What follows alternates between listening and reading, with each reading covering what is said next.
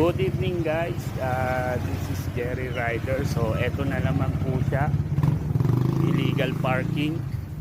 So nakaharang na naman po siya sa aming gate. So makikita nyo, lagpas-lagpasan na naman siya. Kita nyo, nilagyan na namin yung tigas. Eto, bumibili ng sasakyan pero walang parking. Nandito siya lagi sa harap namin. Kung makikita nyo, nakatapat na siya dyan sa gate namin. Tapat na papat sa gate namin, no? So nakaharang siya. So etong sasakyan na to, bumibili pero wala siyang parking. Lagi siya nandito. Doon niya nakatira, doon sa malayo, pero dito siya nagpa-park. So itong sasakyan na to talagang matigas sa mukha. So lagi siya nagpa-park dito.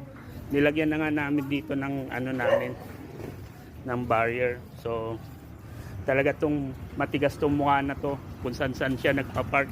So